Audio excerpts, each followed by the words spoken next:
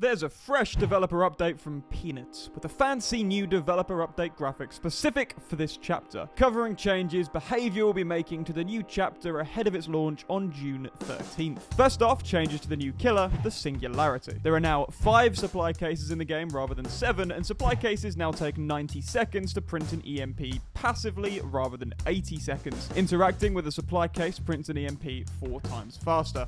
In addition, survivors holding an EMP will no longer see the auras of other supply cases. These are in response to Singularity players feeling that biopods were too often disabled and should make it that little bit harder to efficiently chain together multiple EMPs. For those of you that don't know, the Singularity teleports via biopods and they can be disabled with these EMPs. So this is a small buff that should reduce the frustration that Singularity players feel. They've also made it more obvious that biopods are disabled by having the entire screen display the overlay as red rather than just the reticle. Reticle? One of those 2 words. Finally, the power icon now has a meter that represents overclock duration, and diagnostic tool repair and nanomachine gel are now active during overclock rather than just after teleporting. Next up, we have changes to the executioner. In the PTB, they buffed him so that punishment of the damned, that's his M2, would inflict torment. This has been reversed for the time being, as punishment can attack multiple survivors at once, and it isn't possible to take a protection hit against it. So therefore, a player being unhooked could immediately be inflicted with torment after being unhooked. That would therefore make it easier to camp and tunnel, so it's gone for now. I've seen on Twitter that people are very upset about this change. So let me know your thoughts and the reasoning for those thoughts. I didn't get a chance to play the PTB because my computer's currently out of action. So yeah.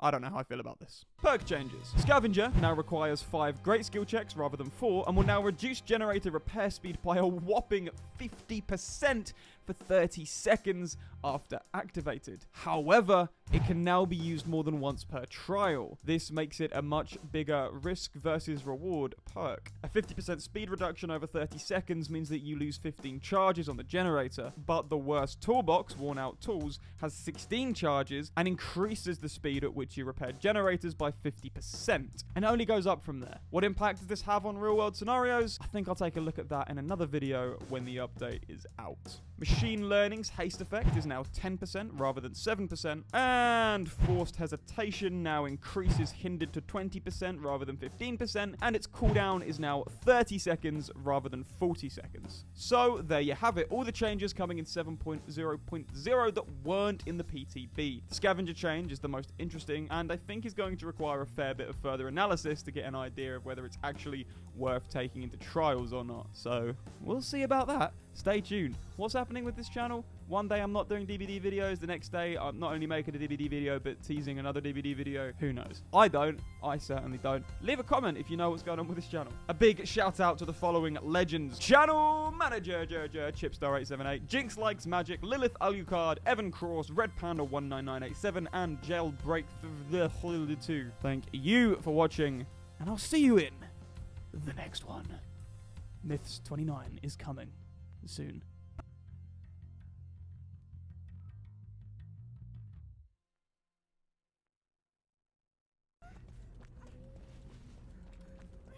Come on, come on, come on, come on, come on, come on, come on, come on, come on, come on, come on, come on.